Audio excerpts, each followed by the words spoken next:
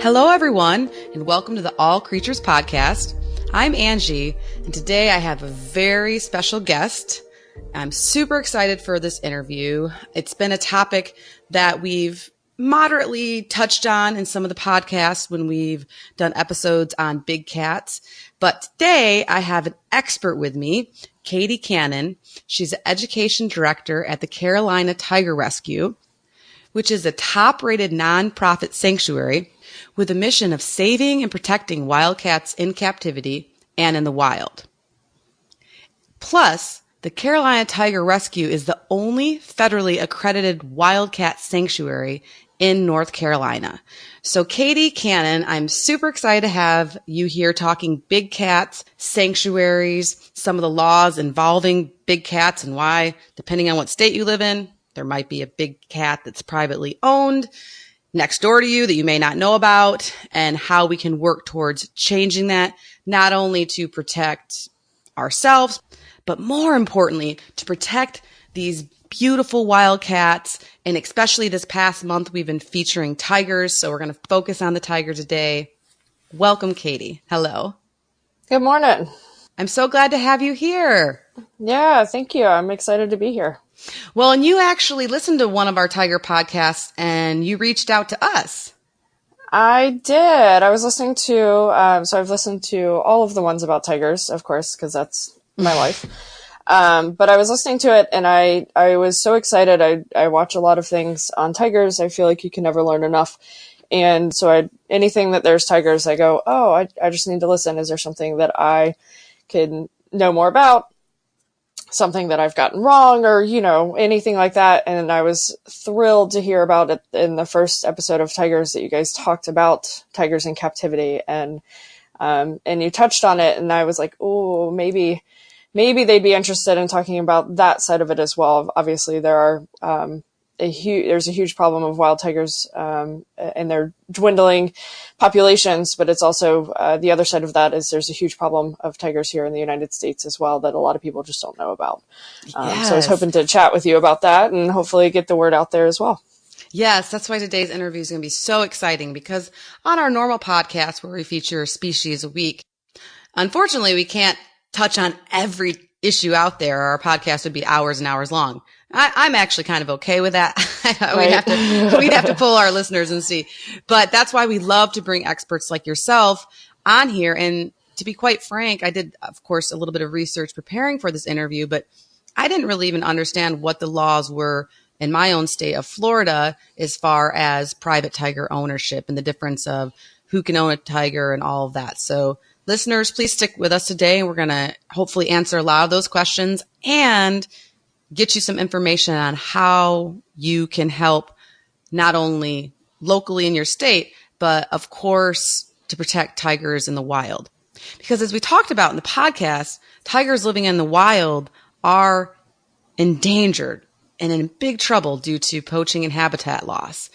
And I think that it's up to us here in the States to do what we can do to help make an impact overseas. And so with that being said, Katie, why don't you tell me a little bit about yourself and your background? Did you always know that you wanted to work with animals? Yeah, I think, you're hard pressed to find a kid who doesn't at some point say they want to work with animals and then they decide, no, I want to be something else. Right. I definitely always knew I wanted to work with animals in some capacity. I grew up in North Carolina and we would go to the beach. And so marine biologist was on my list. And then I realized how much schooling that would be and decided that that was probably not the best option. And then I grew up as the daughter of two teachers. And so teaching was in my blood and I Yes. Have a degree in education. And so I actually taught classroom, for 5.5 years and had come out to a tour here at the Tiger Rescue and fell in love and decided, okay, I want to get involved. And so I started to volunteer and I was a tour guide and I helped out with summer camp. And then, if you will, the stars aligned and they needed an education director. And I decided, as much as I love teaching, I want to teach about the things that I'm passionate about. And it's not about, variables and math and all that. I want to teach about tigers. And see what I can do to help them, because they don't have a voice. So I want to give that to them. Excellent. Yes, I do agree. I love teaching as well too. And so to be able to teach about animals is just pretty much, like you said, the stars aligned. So Yes. awesome. And you mentioned that your role at the Tiger Sanctuary is education director, which is such an amazing role. And people that work behind the scenes at sanctuaries, certain sanctuaries and zoos and aquariums, know that a lot of times there are education directors and education staff that are doing just incredible things behind the scenes that you probably aren't even aware at, maybe running camps, things like this. But what does an average day look like for you as in your role as education director and educating children? I know when we started the interview, when we first got on our phone call, there was a bazillion children in the background laughing and having fun. So yeah, if you could just share a little bit about what your day looks like, an average day for you. I'm sure they're different, give or take, but yeah, give us a little behind the scenes sneak peek. Yeah. So the good news is it's not the same every day, which is what I love. I don't quite know what I'm going to walk into every day. And which prevents, sometimes people get bored with their job, and I certainly do not. So a lot of what I do is currently we're gearing up for summer camps. We have 5 weeks of summer camps coming up. And so we're getting stuff ready for them, trying to figure out what can we do new, that returning campers haven't done, but also keeping it, within our, values and, keeping the educational piece at the forefront. So we do have field trips. We have tours, public tours on Fridays, Saturdays, and Sundays. What is really important to us is that our animals who are along the tour path do not get tired of seeing people. And so we always have at least 2 days a week where we do not allow any tours or any visitors, so that they get a break and so that they can feel comfortable. But then also that it's good enrichment for them, and they're curious when a tour of kids does come up. And it provides a better experience for the kids as well. That, we didn't have any tours yesterday, so Raja Tiger will be excited to see a big group of kids today, and we'll come over and shuffle for them. I also have put together a kids website within the last year. We are working to get more into schools. Anything that can kind of get our message out there to help people understand what it is we do, why we do it. And, then it's all hands on deck. So sometimes it's the keepers need an extra hand with something. And so they grab me, and I never wear anything nice here because I never know what's going to happen. Well, the same thing for me. I'm a mom of 2 little boys. So in fact, there you go. You can't quite see it because of the way the camera's angled, but I have a huge stain on on the lower part of my shirt. And as I was walking into school today with the boys, I'm like, oh, well. Oh, well. Right. Oh, well. Yes. Doesn't matter. And so you pretty much have to be prepared for anything each day. Yeah. So, in terms of that as well, back in, January, because it's already May. Back in January, I walked into work, and within a couple hours, I was headed, unknown to me at the time, and we didn't know, but I was headed out on a rescue to go to Indianapolis to pick up a new cat.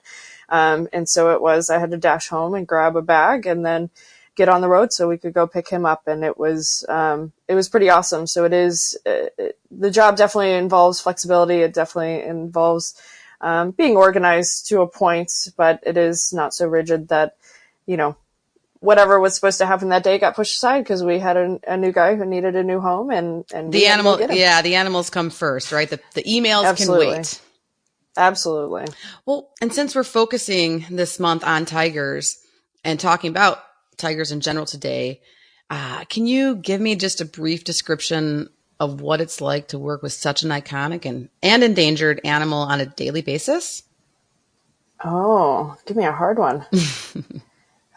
I've never been good at describing that because it sounds cliche, but it's just indescribable. Here are these massive apex predators who in the wild, seemingly don't need anybody. And here in captivity, they need us. They need us to respect them, and they need us to care for them. That by no means makes them safe in any stretch of the imagination, but it's some of the stories of the animals that we have here will just, in my opinion, break your heart and go, what in the world? But then to know that they live here with not a care in the world except when the food truck's coming by is pretty awesome. They don't have to worry about, and I know we're talking about tigers, but we have a lion who was formerly used in a haunted house as a prop for the first part of his life. We have animals who used to be used in Las Vegas shows, who are declawed and defanged, and things that just I never knew were problems until I started working here, and then I was able to see what a huge scope of a problem it is. And so to go out there and to see how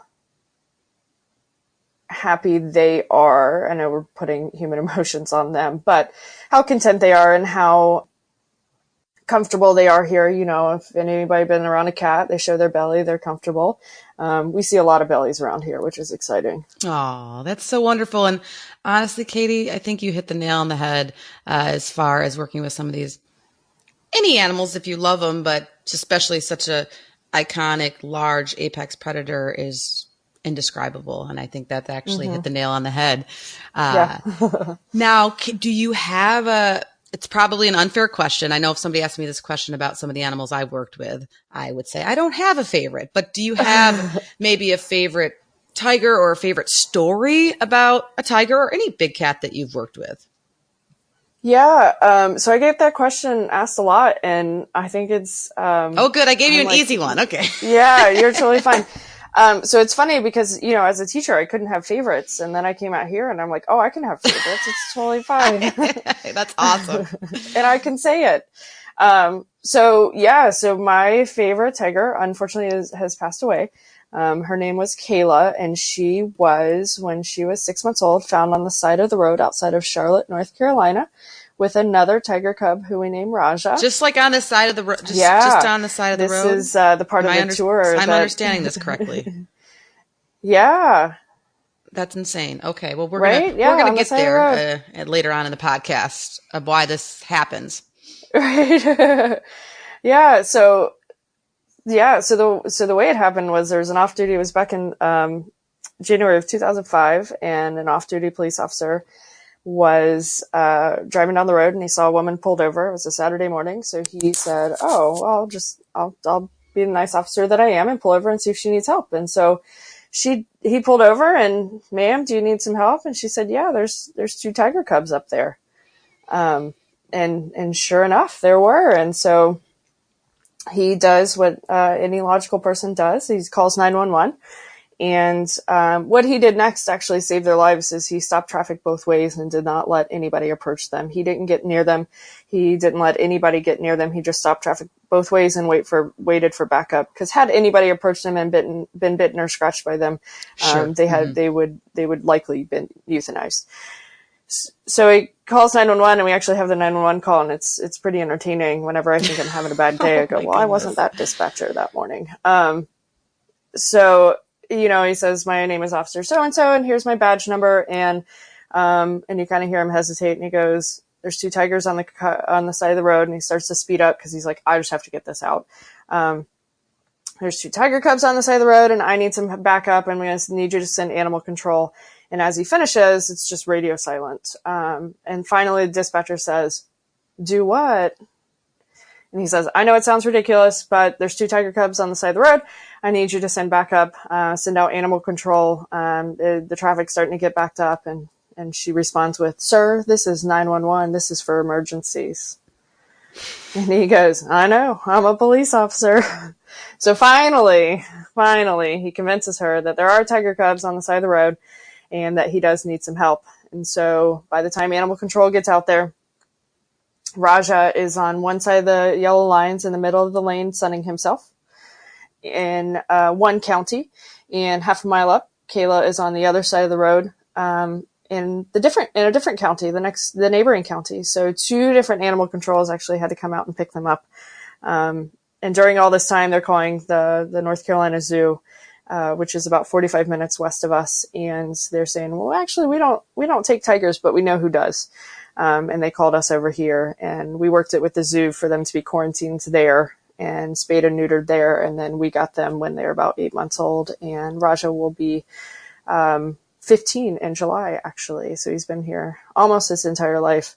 But back to your original question as to my favorite, Kayla was my favorite because I had the opportunity to do operant conditioning with her. And I first of all loved her personality. She was the dominant of the pair. They lived together for most of their lives. And if they were coming over, he knew to get out of her way, even though he had about 100 pounds on her. And he just stepped out of her way and was like, okay, you're the boss. And when you do operant conditioning with an animal, and spend that much time with them and all, it is, you just get to know their personalities and they get to know you and they recognize you as a source of food, of course. But there would be times where, a coworker would be doing a tour and Kayla wouldn't come down for the tour group. Yeah. So I'd walk over and she'd come down, and she would chuffle. And and then I couldn't walk away because then she'd walk away. So it's just nice. You do make a connection with them. And one word we never use here is the word friendly in terms of our animals because they're not friendly. They are wild and dangerous animals. But that doesn't mean that you don't make a connection, and that doesn't mean that they don't favor some people over others. And she started to have some health problems. And so as her health started to decline, the keepers would occasionally call me out and say, hey, can you come see if you can get her up and over so she'll take her meds? And so even as she is declining in her health, she would come over for me and take her meds, or we would just sit there by the fence, on opposing sides of the fence and just hang out. And it's so peaceful. And so, yeah, so it would be Kayla. That was my girl. And so now it's, I'm trying real hard not to get attached to anybody because it is hard. It is difficult. But there's a few out there who, I love them all, of course. And it's hard not to love them, but all their differing personalities, you always find one. Yes. It really is for anybody that even has pets at home, let alone have worked with exotic animals in like a zoo or sanctuary setting. They have personalities. I mean, there's no denying that. And, and like you said, it's fun when you connect with one or when you can relate to one more than another. And definitely building bonds through operant conditioning is, it's like indescribable, as you mentioned earlier. Yes, Well, definitely. Switching gears a little bit here, I'd love to educate not only myself, but also the listeners on this term sanctuary. A lot of people have a zoo or an aquarium in their city that they live in or nearby and have visited one. So I think, of course, we all know there's a different degree of the zoo, whether it's accredited or not, and different styles. But I think people are a little bit more familiar with that term. However, I think sanctuary is one that is often either misunderstood. So could you help maybe explain what is a sanctuary and what's a sanctuary's purpose? Yeah, so we're the only as you said, the only federally accredited wildcat sanctuary in North Carolina, which means 4 things. So we are a nonprofit. We're a 501c3. To take that even further, we do not get any state or federal funding. We raise all of our own money. Wow. Yeah. That's incredible. Yeah. So we do not allow any public contact with our animals. So we take that one step further in that we don't have contact with our animals. So these guys are wild and dangerous animals, and it is our belief that, they deserve that respect. And I know that people respect them, but it is that if something was to happen, somebody was to get too close or go in or anything like that, not only would the life of that animal be at risk, but the lives of our 42 other animals would also be at risk. And we're just not willing to take that risk. They didn't ask to be here. They didn't ask to be a tiger or a caracal or a lion. And they are wild and they are dangerous. They are literally built to kill. And we are going to give them that space and that respect, so that they can continue to have the best life here. We do not do any breeding. Our animals are neutered or spayed. We typically will neuter the male. It's less invasive than spaying a female. And then the last thing is we do not buy, sell, or trade any of our animals or their parts. And so once they come to Carolina Tiger Rescue, they are here for life. We do not buy animals from, we've rescued from roadside zoos, or we've rescued from failing sanctuaries or anything like that, and no money is ever exchanged for those animals because we don't want. We've rescued our biggest rescue is in 2016 from a roadside zoo in Colorado, and they were doing cub petting. And what we don't want is from this facility that had 110 animals on 4 acres of land. We don't want him to then say, well, 110 was too many, but now I have this money, so let me go get 40 instead. Because then we're part of the problem instead of part of the solution. And so the animals are donated to us. If they come from private owners, they sign documents that say they're not going to go get another one, because what we don't want is for them to say, well, a tiger was too big and too much work, but maybe a serval would be a better route. No, we want to end private ownership of these guys. We do not believe that they should be in the hands of people in the private setting. And so also, as you guys touched on in talking about the wild tigers, is, these guys the tigers are worth a lot of money on the black market. Their parts are sold. A dead tiger can be worth $50,000 to $60,000 on the black market. And so we, again, don't want any part of that. We're not going to sell their parts. That is not why they're here. And we don't believe in that, or that should be a thing that should continue anyway. So once they're here, they stay here. They do not leave our facility for any reason. Wonderful. And how many animals do you have? We currently have 43. 19 of them are tigers. We have 4 lions, a leopard, 3 cougars, and then the rest are small cats, aside from our kinkajous and our coatimundi, which are members of the raccoon family. Also pretty awesome animals. Yes, we haven't covered them on the podcast yet, but they are definitely in the lineup somewhere for sure. Yes, they are. The kinkajous are just crazy. And the coatis we have one named Makano, and he's pretty awesome too. Oh my goodness. And now you mentioned that you're accredited. And so is it safe to say that not all sanctuaries, if something's called the blah, blah, blah sanctuary, should we assume that they're accredited, or that they're not breeding animals, or that they're not buying and selling animals like you said? Or is it more up to a person to do a little bit of research? So unfortunately, the word sanctuary is thrown around a lot. It is one that there's no, law or anything that says you can't use the word sanctuary unless you're an accredited sanctuary. And so it is unfortunately up to, it would be easy if there just was, you could only use it for that reason. However, it is up to the people who want to go out and visit facilities to do their homework. And we teach even our volunteers of how to look into facilities, and if they have questions, because we do get these questions a lot. And so instead of always just, part of being a teacher, instead of just giving the answer, we teach them how to find the answer themselves. And so it's look into their website, look at what they are doing. And a lot of places will, if they're not, you can look on our website, and we put our values, we put our mission statement.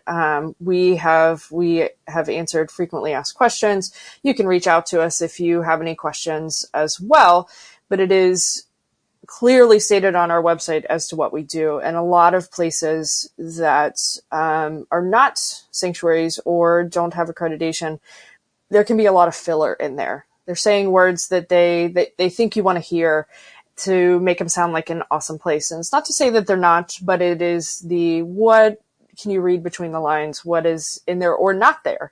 And the other thing is, we are super transparent. We will tell you anything and everything that you ask. As long as, and the only caveat to that is, we have some animals who have come from some pretty, unsafe places, and for their safety or safety of any animals that are still living in where they came from, sometimes we can't divulge exactly where they came from. And so that would be the only time that we are having to say, that's what we can't tell you. But otherwise, we're going to tell you where our food comes from. We're going to tell you what our values are. We're going to tell you anything and everything that you ask. And there are places that I have been to who will kind of skirt around those questions, because they either want to tell you what you think you want to hear, or they know that what they're doing is maybe not in the best interest of animals or people or that kind of thing. Well, and I must compliment you on your website. It is fabulous. In fact, I told my husband last night. I said, "This website, I don't know who designed it, We had a lot of help with it. it's very, very transparent." You said that Yep. word. It's very clear in your mission stated and what your beliefs are.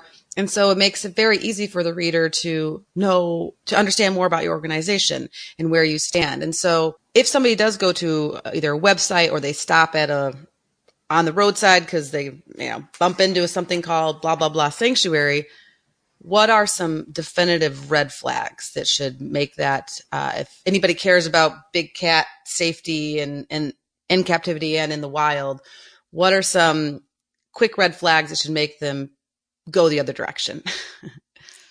Yeah, so it's going to be dependent on any place, and looks can be deceiving. You can have a place that puts a lot of money into their buildings and all that, and then you look at the enclosures and go, oh, well, that's not ideal. So look at what the animals are living in, and look at what I think when people come out here to Carolina Tiger Rescue, it is hopefully evident to them that our number one priority are the animals. The animals are living in much better situations than our office building because we don't have the acoustics are terrible in here, and there is the wooden walls, I can see right through them and that kind of thing. And that's okay because I'm not here for me. I'm here for them. And so, it's to ask the questions. It's, a lot of places, if they're right along the side of the road and you can see the enclosure that the animal is living in has a concrete floor or doesn't have a lot of enrichment in it, platforms, if there's no grass, that kind of thing, those are all red flags in my opinion. And then it's also ask questions. Where do your animals come from? Do you breed here? If you breed here, why are you breeding? When people ask us what kind of tigers we have, our answer is they're orange. We don't have Bengal tigers. We don't have Sumatran tigers. We don't have Indo-Chinese tigers, or Siberian tigers. We have generic run-of-the-mill mutt tigers because they're bred in people's backyards with no regards to their genetics. And so if they're breeding, why are they breeding? Accredited zoos are breeding for conservation. People who are breeding at roadside zoos, they're breeding for money. Right. And that is why we don't breed. That would take resources. Babies are expensive, no matter the species. And if we are breeding here, they're not aiding in conservation. They can't help their wild cousins. They're taking resources away from those wild cousins because that means that we have to put our resources into them. And that limits the number of animals that we could potentially rescue in the future. Because now we are, we are tasked with taking care of this animal for the rest of their lives. And so it is that, ask those questions. And if something doesn't feel right, you're probably right. I've been to places and then gone and go, no, I'm not, no, and yes, this is my job. But even when I was little, I would go to places and I go, this isn't like the big North Carolina zoo that I always frequented. It isn't. There's something different here. And that was, I think you kind of know and you kind of are aware. And if it doesn't feel right, it's probably because it's not. Yes, Katie, you bring up some really great points as far as asking questions. And I think number one, are you breeding? I mean, that to me is a very clear cut red flag if they say yes and they are not an accredited zoo. And for listeners, if this is your first time tuning in and if you're not as familiar with accredited zoos and aquarium and how they breed animals, it's just a quick cliff notes is it's very, very specific. They have people that are highly trained in genetics and understanding how to pair up endangered animals to keep the genetics as diverse as possible, to reduce inbreeding, right? Cousins breeding or brothers and sisters, things like that. And they're trained and they work tirelessly as far with other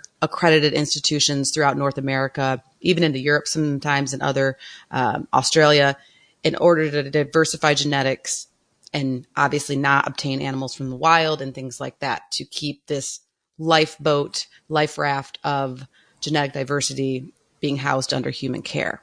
So it's their species survival plan. Each species, from Sumatran tiger to Bengal tiger, each species has their own plan and their own group of people in charge of keeping the genetics as diverse as possible and not doing any, as you mentioned, inappropriate breeding. Whereas some of these backyard breeders or private owners or roadside zoos, that's not what they do at all. They just often put two animals together regardless of their genetics, regardless of their relations. And this rolls a little bit into the next topic I thought that you could maybe discuss. As far as you mentioned, I love it that you have orange tigers. You have the mutts of the tiger world because there are no genetics on them, because a while back, whoever acquired them never cared to care about that. But now there's this whole thing about designer exotic animals or hybrids like the liger. And I think for people that just like love animals, think, oh, that's cute, that's cool, it has a mane and stripes or whatever. I refuse to look at any of the pictures of websites. But maybe you could help explain to us what the issues are with hybrids. Yeah. So, so it's going to be dependent on the hybrid that you talk of, and I am amazed at the different hybrids that are coming about. Well, and it's not stopping. That's the thing. That's why we got to get this word out there. It's like a steam train rolling. It's getting worse. Yes, and it's they are cute, if you will. But the issue is people say, well, will you take hybrids? And there are very few hybrids that we would actually rescue. And we had to go to our board and say, is this something that we would do? Because we're seeing so many of them. And as you mentioned, the liger, the cross between the lion and the tiger. And then there's the tigon, which is, I can't remember which way it goes, but one is the male lion and the female tiger. And then the other one's the other way around. The issue is cat genetics are, I think it was, you guys had mentioned in one of your podcasts, it's 96%, cats have, similar DNA, 96% of the same DNA. Ours is closer to that of chimpanzees and gorillas than most cats are to each other. And so when you are mixing different species of cats together, genetics or certain genes are going to get lost. And because of that, it's detrimental to those animals. And so like the liger, it doesn't have the gene anymore to tell its body to stop growing. And so its heart and its lungs stop growing at an appropriate development time. Yes, thank you. Appropriate development. But its body continues to grow and grow and grow. That's how it gets so big. And then eventually its body can't be supported by its heart and its lungs. And so it can't survive. This is also something that is not going to happen naturally in the wild. They don't find each other in the wild, whereas we've seen coyotes and red wolves breeding together, and we've seen, dogs and wolves, although that's more human done than anything. But we've seen some of that in canines, but we don't see that in the wild with cats. Right. Cats look at each other and go, I don't like you. And that's fair. They look at most things and say like, I don't like you. Unless you're a source of food, I don't like you, is essentially how that goes. But yeah, and so the other one is that we see or hear a lot of are savanna cats. So that's the cross between your domestic cat and your serval. And I had a gentleman who emailed me and saying, I'd like to get a serval for my house. And I went through the general of this is not a good idea. And here's why. These are wild and dangerous animals. Of our 6 servals that we currently have, 5 of them used to be privately owned. And they were relinquished to us because of inappropriate behaviors. Now, I say inappropriate behaviors because they're inappropriate for the house, because they're in an inappropriate place, pet for the house, because they're not a right. pet. Our big tagline is predator, not pet. And so we have servals who have eaten things that they're not supposed to eat, phone cords and socks and, flip-flops. I'm trying to think of all the things these guys have eaten that they're not supposed to and have had to have surgeries to remove that. So then you take that wild cat and you breed it with a domestic cat. You're not breeding the wild out of them. you can't breed the wild out of them. How long has it taken us to domesticate our house cats? And I would, with one of my current house cats, I would say she's not domesticated. I agree. I have one of those. Because holy moly, she is a terror. And so what they run into is once they reach maturity, about 2 years of age, as they exert their independence, because that's when they're not supposed to be with mom anymore, and they start to have those wild instincts become bigger and they become more dangerous. And so these savanna cats, it happens with them too. And we have a sister sanctuary in Minnesota who has over 60 savanna cats that people have relinquished because humane societies or your local shelters can't take them. And most rescues can't take them, and we can't take them because we aren't set up for them. And so then, and even this place in Minnesota, it's our sister sanctuary with them, they have had to say, we've reached our limit. We can't take anymore. And so it's just that, yes, they're cute and they're cuddly when they're tiny, but they're not meant or bred to be in somebody's house. It's also dangerous for the actual breeding of them. If they're, there's artificial insemination and all that stuff. But if they're not taking that route, that's extremely dangerous. And you just don't know what you're messing with. And how is that also fair to that animal? Again, right. That animal didn't have a choice. And one of our big words around here is respect. You're not, in our opinion, respecting your animals when you're doing this hybrid breeding or getting these guys as pets or anything like that. That's not respecting that animal and what they are supposed to be. So, yes, Katie, I totally agree. And I think that it's an issue that needs more discussion and people need to be more educated about it because we keep seeing more of it. And I think sometimes people like, well, if everybody's doing it, or then it can't be that bad. And we can change and work on and help educate people, like we touched on in the first tiger podcast episode about white tigers, that is not what people think. It's not a variety like with dog breeds and things, and horses, you have varieties that have this coat color. That's not what it is with white tigers. It's inbreeding horrifically to the point where all of them have a lot of medical issues that places that do this probably aren't telling you about. And then a lot of them end up in sanctuaries because of their size and then their health issues. If we talk about how expensive it is to take care of a normal exotic animal that's living under human care, then you take one that has all of these genetic deformities and issues. I mean, so now if we add these hybrids on top of that, it's as you said, not only is it not natural, but it's not respecting the animal. And then a lot of them are going to end up unwanted. And goodness knows, in the United States, and I think in many other countries, we have a big enough issue with unwanted domestic animals that are draining resources locally or even sometimes federally on certain issues. And so, if we don't need to add more to that, in my opinion. But when you are giving a tour or discussing this, since you are the expert with people, what do you say to someone that says, well, if zoos and sanctuaries can house an exotic cat or a tiger, why can't I? Yeah. I know it's a tough one.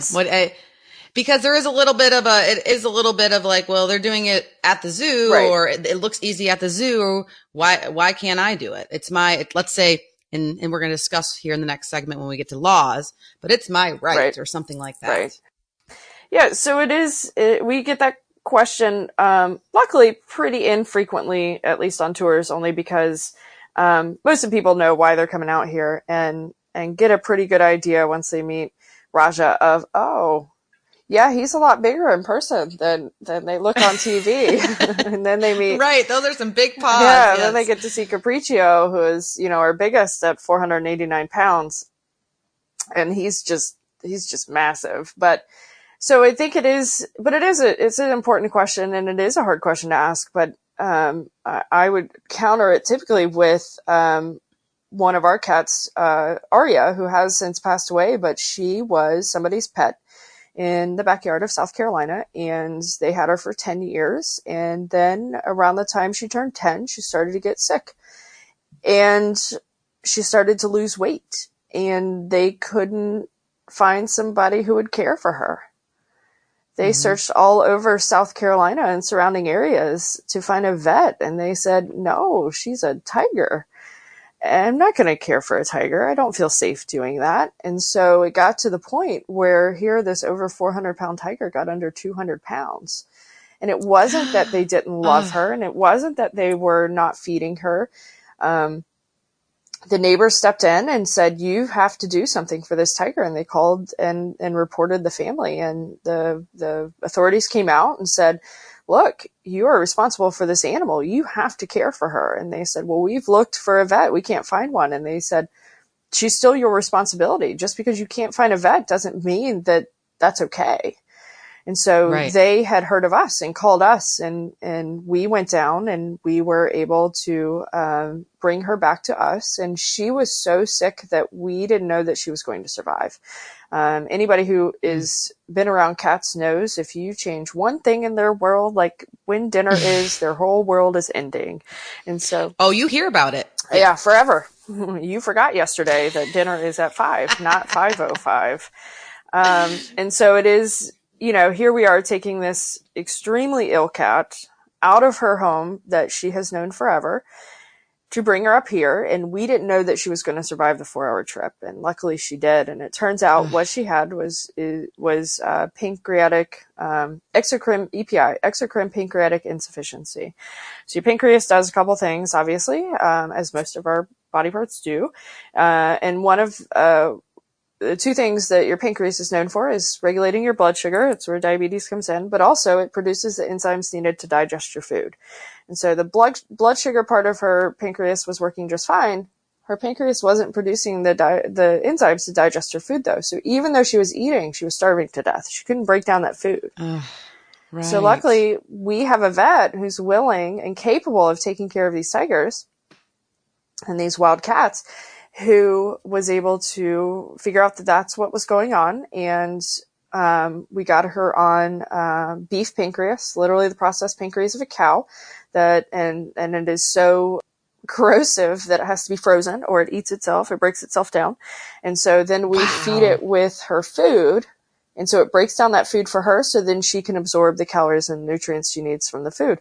And within 3 months, this under 200-pound on death's door tiger was back to her normal self. And so it's, and she started to come out of her shell, and she was chuffling. And I know you guys talked about chuffles, and it is just the best thing out of a tiger, especially one who is so sick. And so just, she could have given up at any point, and we're so glad she didn't. But she is our poster child of why, even when you have the best intentions, you can't give them everything you need. And the other thing is, what happens if something happens to you? Where are these animals going to go? What happens if there is, here in North Carolina, we have hurricanes. We just had 9 tornadoes go through a couple weeks ago. We have flooding. We have the occasional earthquake. We have, thankfully, not a whole lot, but we have snow and even worse, ice storms. And so what is to say that you are prepared for all of that? And yes, you have an enclosure in your backyard, and our animals live in enclosures. We also have a perimeter fence around our entire property that is electric, and we have backup generators, and somebody stays on site, and not even one person. We always have a person living here on site. There's somebody here all the time. But when there's some sort of disaster coming, our keepers stay and our curator stays, so that if anything should happen, a tree was to come down or anything like that, we are prepared to deal with that, to make sure that not only are our animals safe, but more importantly, the people around us are safe. We are not, now we're not in the middle of a city, thankfully, but we have neighbors, and luckily the neighbors have been here almost as long as we have, so they're used to our animal sounds. And know that we're going to keep them safe, but it is a lot of things to think of. And, if we again had The lion who was in a haunted house in Texas that we have now, his owner passed away and left his animals to his parents. And his parents said, we don't want him. Right. We don't want him. Right. I And can't blame the parents. Right. And so sent him to a sanctuary in Texas. Well, that sanctuary got too big and ran out of money. And so we had to rescue from them. And so here, this lion who started out his life in a horrible manner of being used as a prop in a haunted house has now moved to a sanctuary where he couldn't stay there and has then had to move across the country to us where he will live out the rest of his life. So it goes back to what's best for that animal. Yes, it's cool to see a tiger, and maybe it's cool to have one in your backyard or to say that you had one. But it's also cool to have a Ferrari, and that's a lot safer. And, that is a lot better. And, if something were to happen to you, your Ferrari would be well taken care of. You can't say that about these animals, right? Yes. I think we'll all step up for that. Forget about it. Yeah, right. But it is, and they live a lot longer in captivity. 8 to 10 years in the wild, and our oldest tigers are going to be 21 this year. Wow. Yeah, Mona and Moki, they'll be 21. Oh, and they act like they're 4. I love it. Yes. I love it. And you bring up amazing points about process or protocols that are going on behind the scenes of accredited facilities, your sanctuary, for instance, or an accredited zoo. Mm-hmm. There is a lot, anybody who's ever worked there knows there's a lot of paperwork and contingency plans and protocols for disasters, for medical issues, for financial issues. You can't get accredited unless you have these quote unquote contingency plans, all to make sure not only the animals are safe in any type of issue that can come up or disaster, and also that the public is safe. Right. And there's inspections, and it's a whole process. And we need to do an episode dedicated just to that, so people can, I think, start to understand what accreditation means. Right. Whether it's through the AZA or through a sanctuary accreditation process, that it's really increasing the standards from what USDA or fisheries and wildlife agencies like here in Florida, they have standards, bare minimum standards, but the accreditation just raises the roof on making sure the animals are happy and healthy and well cared for. And then I think because we're all people that care for animals in an accredited facility, only just want to keep raising the standards, right? And making sure that we can pretty much prepare for anything, and that they're, like you said, you take care of them for life. And under private ownership, that's almost impossible to predict. Right. And yeah, with that being said, Katie, let's talk laws. So I'll forewarn the listeners, if you don't want to hear legalese, then you might want to fast forward this. Just kidding. Don't fast forward this. I think this is going to be probably, besides Katie's awesome storytelling, we should just have her tell stories. We got to get down to a little bit of business here. And can you explain to me the laws for tiger ownership in North Carolina? Who can own a tiger? Who regulates and monitors it? Does a government body make sure the tigers are cared for? Is it safe? Yeah. No. I wish I could tell you the laws, but they don't exist. Yeah. Yes. Yeah. So North Carolina is one of currently 4 states without any laws on the private ownership of an exotic species. So ooh, you guys are like the Wild West. We are the Wild West. Yes. Yes. The dangerous Wild West. Yeah. So it's, so the way that I kind of describe it on tour is, or when I'm talking with people is, here in North Carolina, you cannot pick up your neighborhood box turtle and bring it home. It's illegal to, unless you have a rehabber's license, to take in a squirrel or anything that is native to North Carolina. But, and this is more effective when I can point at a tiger, but it's not illegal to own a 400-pound tiger.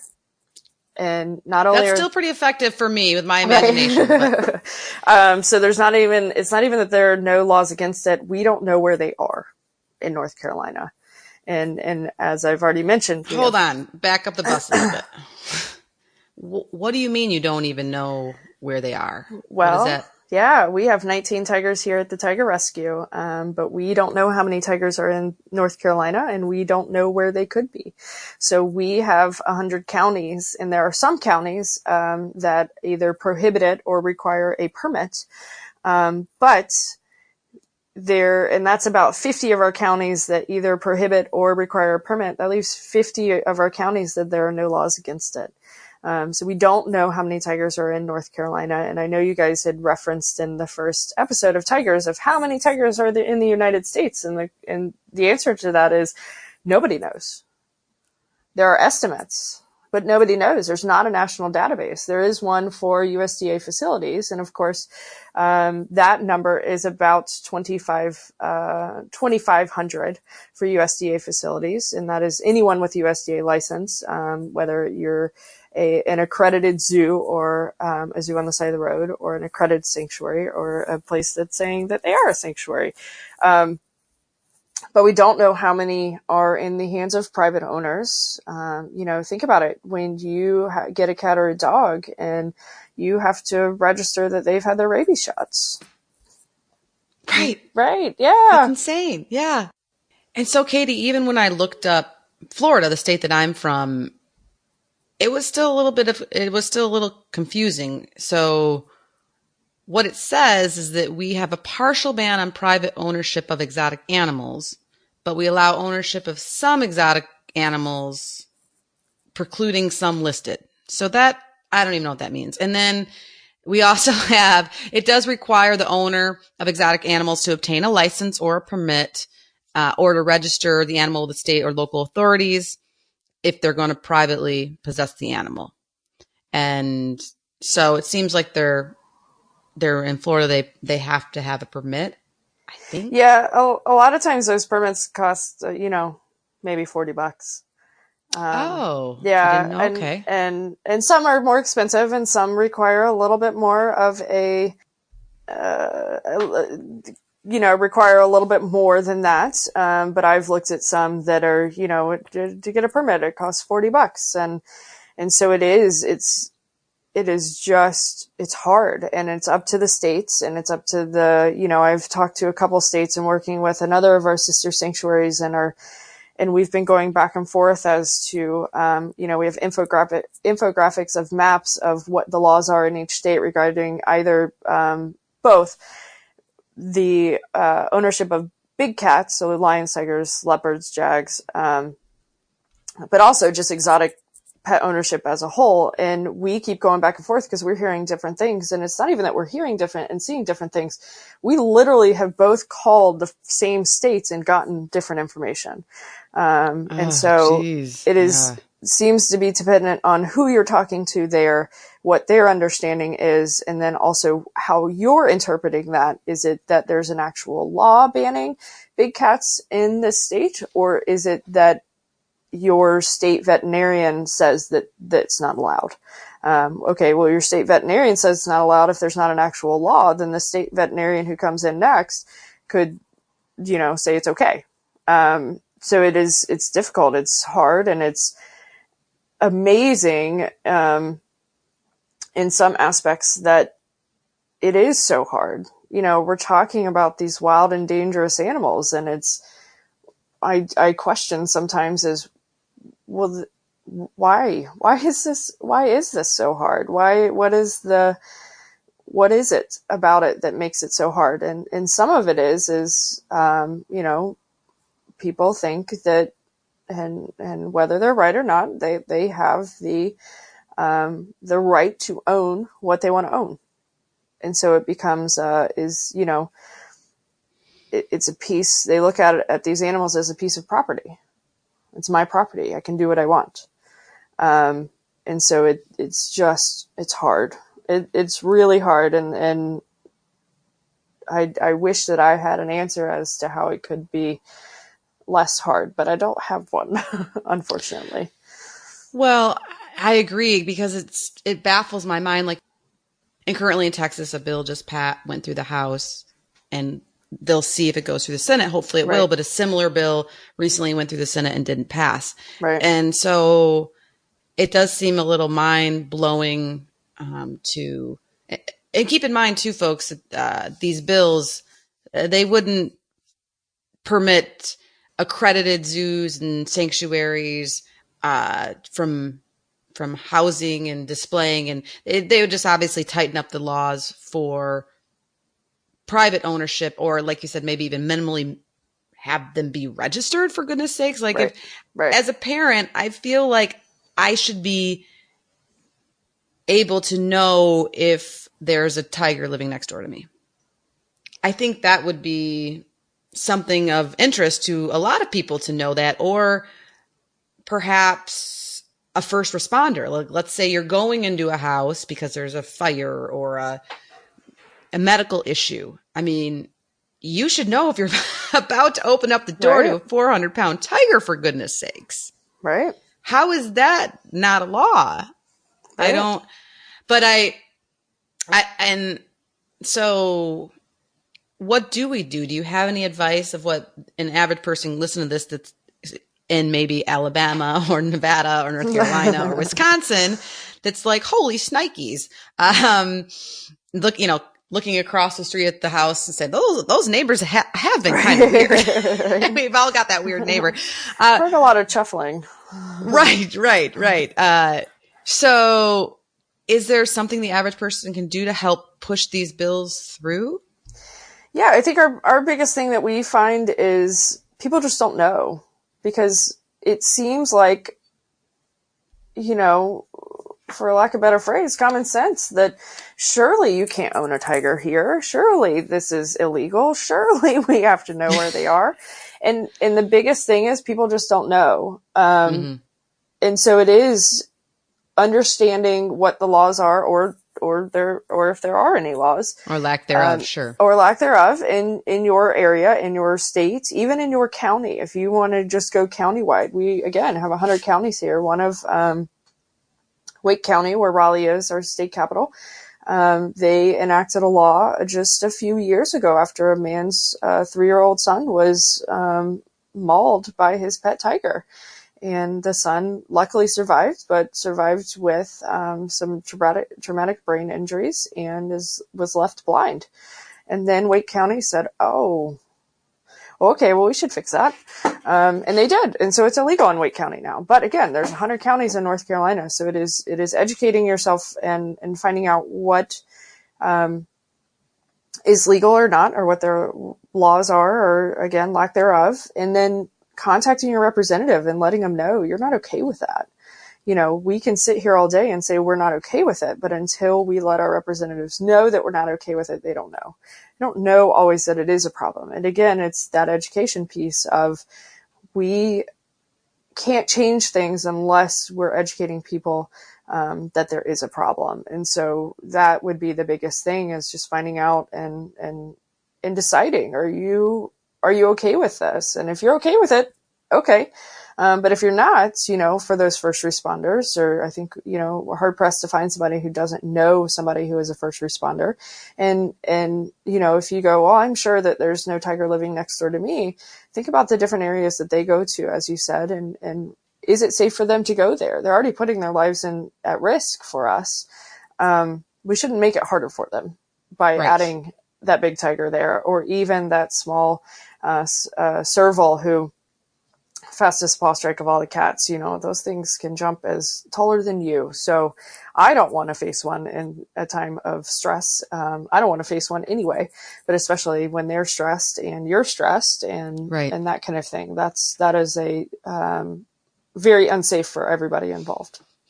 And so you bring up a good point, as far as probably a lot of people just haven't even really thought about it, because it does seem slightly intuitive that these animals should be cared for in a proper setting, and and that people shouldn't have them in their backyards and things like that. So for anybody listening today that's really perhaps hasn't given this much thought, or is maybe thinking, well, do I agree with private ownership of exotic cats, or don't I? And What is Carolina Tigers Rescue's stance on private ownership of wildcats? And also yours, I would assume.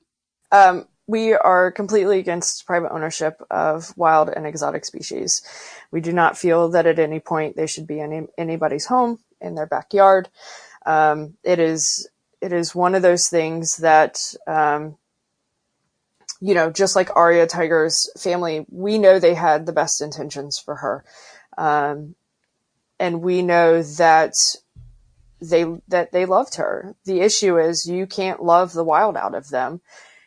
They are predators, not pets, and you can't give them everything that they need. And so we have seen time after time after time of somebody who, again, has the best intentions, but just finds out that those are wild and they are dangerous animals. And unfortunately, typically it's going to be the animal who suffers because of that. And, as we said before, there are plenty of cats and dogs out there who need homes. And if you happen to find one, like my sweet, adorable little Prim, who is almost feral herself, then, it's like living with a wild cat without the 400 pounds. If you want to be around, I've always wanted to be around animals. It's go find those places where you can do that safely. Go to your local rescue. Go to, we have 160 volunteers here and we always need more. We always have things going on and always need more. Whether it's you like to talk like I do, clearly, and be a tour Same guide. here. Right? This interview is going to be a little bit long, folks. Right? I've got a new bestie. Or it's helping on the animal care side, or, I know zoos take in volunteers all the time too, or go be a docent somewhere, that kind of thing. That there's ways to connect with these animals in a safe manner and allowing the people who can care for them appropriately care for them. And it is, it is one of those things of, well, but I can care for it. And it's like, but you can't give that animal everything it needs by caring for it in your house. And so we are very much against it. We don't beat around the bush. It is our belief that these guys should never be pets. And that leads into another question about a topic that isn't as perhaps dramatic as owning a tiger in your backyard or something as that. But what about taking a picture with a cub or petting a cub at, let's say, a local fair or a roadside attraction, or maybe even at a place that's calling themselves a sanctuary? What is Carolina Tigers Rescue's stance on that? We are very much against cub petting and photo opportunities with these animals. We do not believe that hands should be put on these animals for any reason. The only time we put our hands on these animals is when they're sedated for medical procedures. When you look into cub petting and look into the truth behind cub petting, what I find again, which is a lot like the laws, is people just don't know. And we understand that these, because it would be hard to resist, God. right? We rescued a 6-month-old cougar, and my God, he's about the cutest thing I've ever seen. And I go, I understand why people do this. I am not disillusioned. We are not disillusioned here that how adorable they are, and they seem so helpless. And the places that are breeding these guys to do this cub petting, they know exactly what to say so that you feel good about it of, well, tigers are endangered. We need to be saving these tigers. The way we do that is to breed them. So we get that.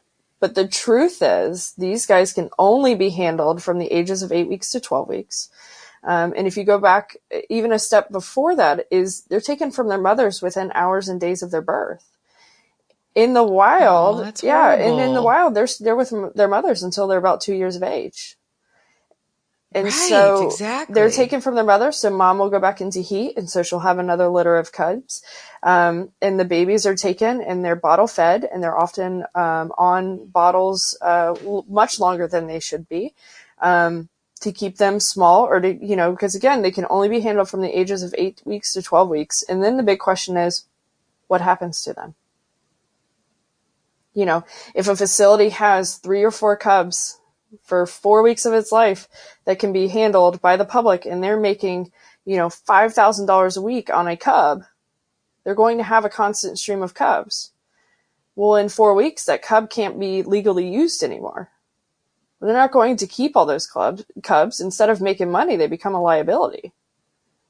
It costs us over $5,000 a year just to feed one of our tigers.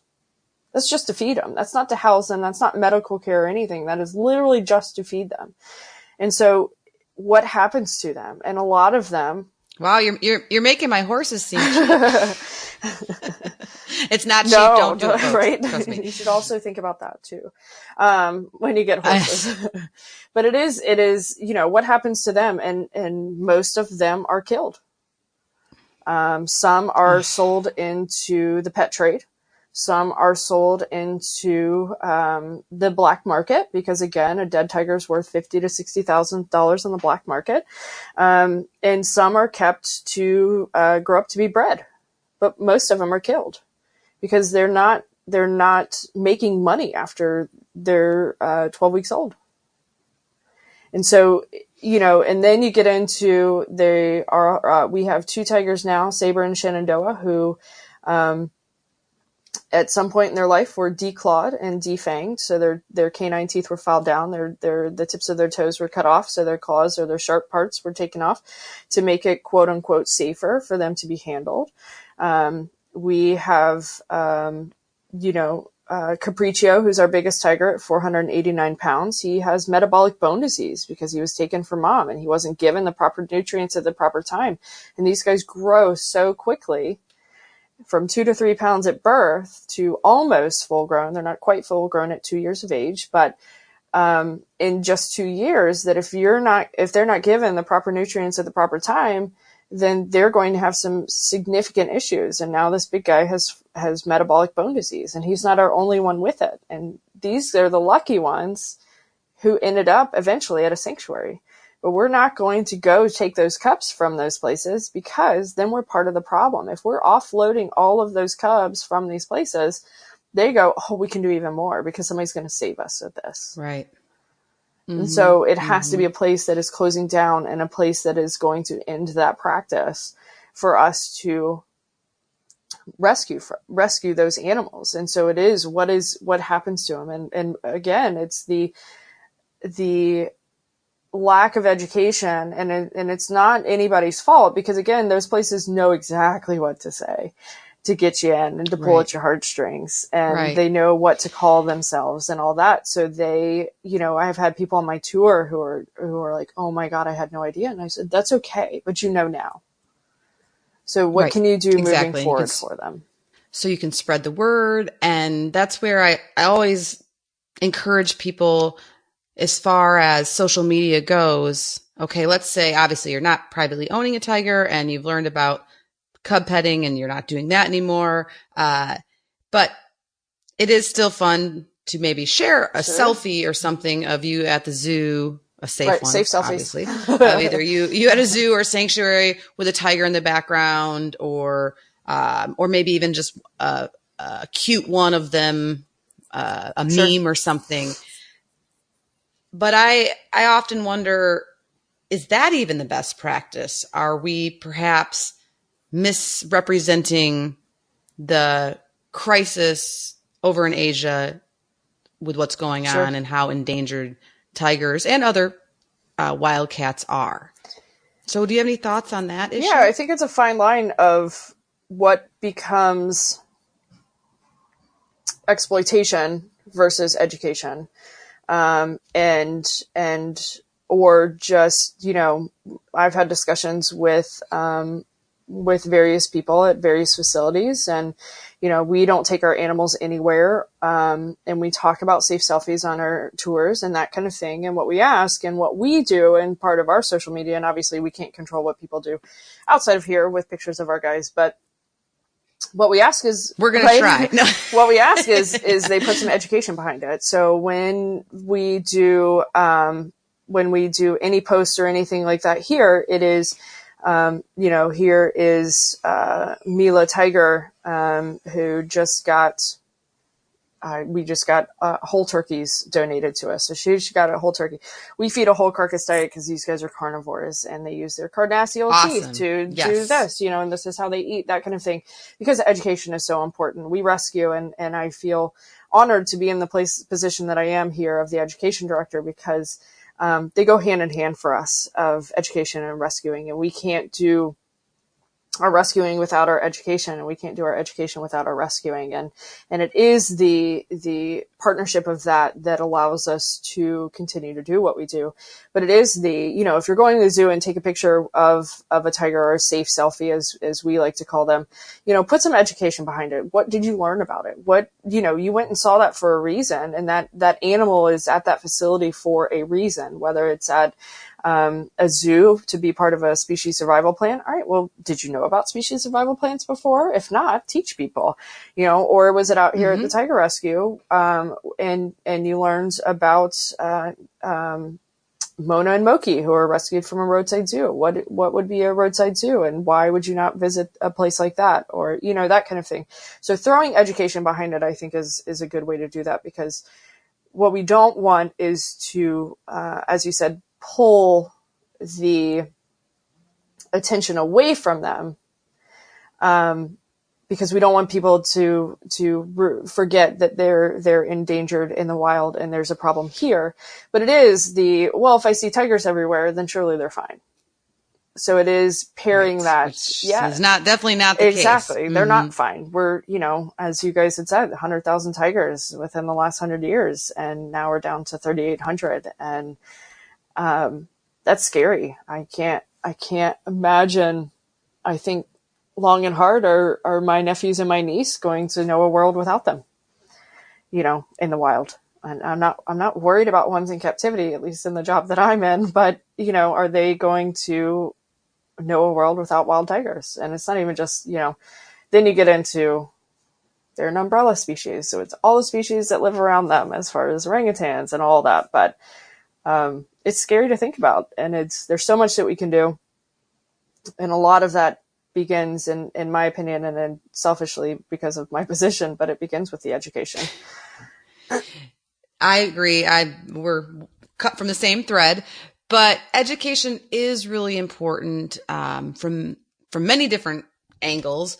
But I think a lot of it too, just to bring awareness to many people. Right. A lot of people love animals, right? Obviously you're not going to be my friend if you don't. No, just kidding. But a lot of people love animals, but they don't realize all the intricacies. Right. And it's not really their job to, if they've never worked at an accredited zoo or sanctuary. Right. There's no way they can know all the issues and everything that's going on. But I think if we keep telling people and sharing information about some of the big no-nos, hybrids, cub petting, roadside zoos, and one of the probably most unsafe issues is private ownership of exotic cats. And so just getting people thinking about that, and hopefully if they are concerned about these cats and also their own safety, that they'll perhaps write a letter to their senator or send a lot of times too, if you follow some of the accredited zoos or sanctuaries, like if you go on and go ahead and like Carolina Tiger Rescue on Facebook, which I highly recommend, and they'll keep you informed about things that are going on and how you can perhaps, as an average Joe, as an average person, make a difference. Right. Yeah, absolutely. What is your advice for somebody like ourselves when we were younger, or even now, that loves tigers or any big cats and wants to get involved with them or just wants to be around them? Oh, so many things. I think it's, you know, for the younger me, I would have said just learn as much as you can. We are in an age of technology at our fingers. Whether it works or not is a whole different issue. But but it is one of those things that you can over during summer camp, we Skyped with a park ranger in Africa.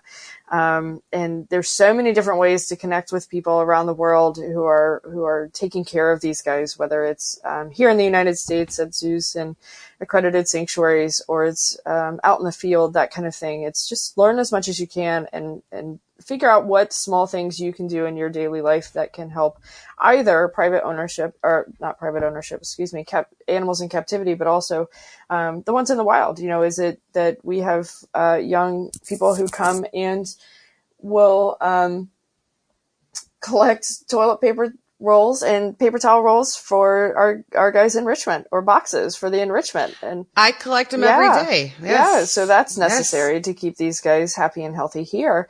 Or it's you're reducing your consumption of palm oil for the wild guys, or it's simply just telling people about it. I don't know how many people I sometimes I remember that or forget that I have my shirt on when I leave here, and I sometimes wish that I didn't, just because, it can be exhausting, but it's also, I have to remind myself of, this is a good opportunity for me to tell other people when they ask questions of why we're here.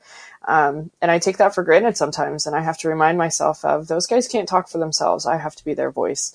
And it may be exhausting sometimes to tell people things that you repeat all the time, but it is often the first time they're hearing it.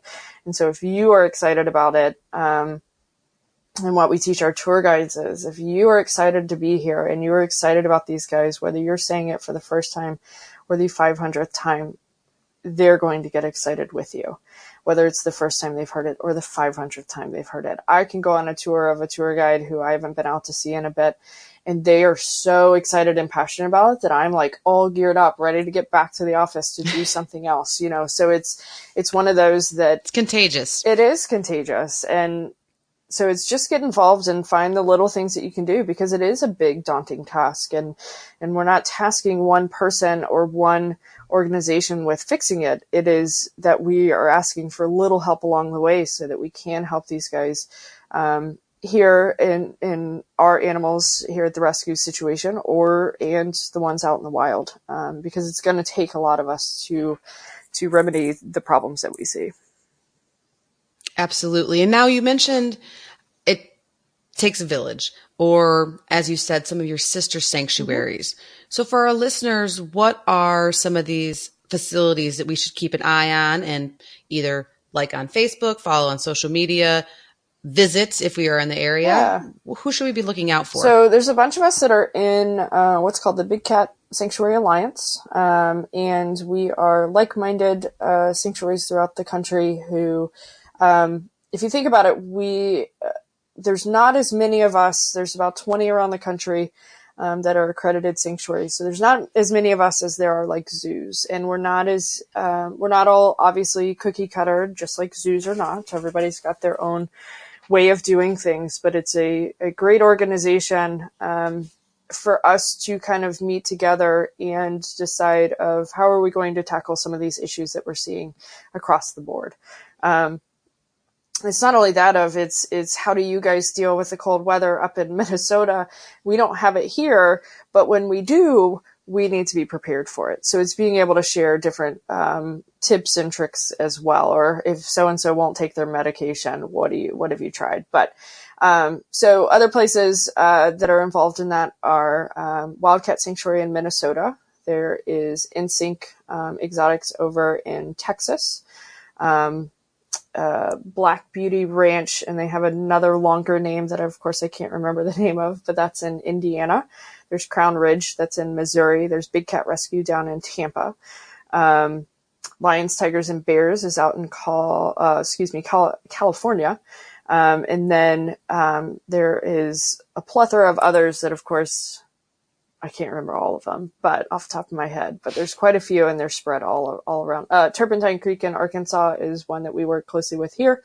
And I work with their education director as well. We were the ones working together on the map, and we're both like, have a massive headache now of what are these laws and all of that, but we'll figure it out eventually. Well, that sounds like an awesome team of sister sanctuaries. And so for the listeners, how can they find out more about this alliance? Yeah, so they have we have a website called bigcatalliance.org. And we have a conference every year. And so the website is new. So there's some stuff that's still missing. And because we're working with people all around the country, and we have different time zones that we have to work with, sometimes it's a little slow going. But it is something that's going to continue to build. You can also like Big Cat Sanctuary Alliance on Facebook as well. And there's a lot of stuff. And what's cool from them is that they will pull things from the different sanctuaries. And that's really awesome to see. They'll highlight a different sanctuary every so often to say, oh, Roman Lion got a big old turkey leg today at Carolina Tiger Rescue, whatever, or this is happening in Nevada, or this, that kind of thing, which is super fun. Awesome. And my feed is full of them, and it definitely makes me smile in the morning to scroll through that. And Absolutely. Now, focusing more on the Carolina Tiger Rescue, what is the best way for the public to support your work and the amazing rescue operation that you guys run? So if you're in the area, I definitely recommend coming on one of our tours. It is really hard to describe all that we do, whether it's on the phone, in email, or in person, unless you're here. Because it is, again, until you see these guys and hear their stories, it is indescribable, because I can't find another word for it. But so definitely, if you're in the area or passing through, to come by and check us out. We do tours. The only way to see our animals are on guided tours, and that is for a couple reasons. First of all, is we want to make sure that that we're getting our message across, and that you're going to learn species information. You're also going to hear their stories. We also have animals here who do not do well with either large groups, or sometimes they don't like men. And some of them don't like, or get very specific and don't like men with beards, hats, and glasses on. So, when you come out on tour, we're not going to make you shave your beard or anything like that, of course. But the ones on the tour are more social animals. Again, we never use the word friendly. Are more social animals who want to come up and see what's going on and see the tour and that kind of thing, and are comfortable on the tour path and all that. And then the rest of the animals live away from the tour path. And so come on a tour, and if you can't, check out our website, follow us on Facebook. If you're in a position to donate, we do raise all of our own money. Again, we don't get any federal or state funding.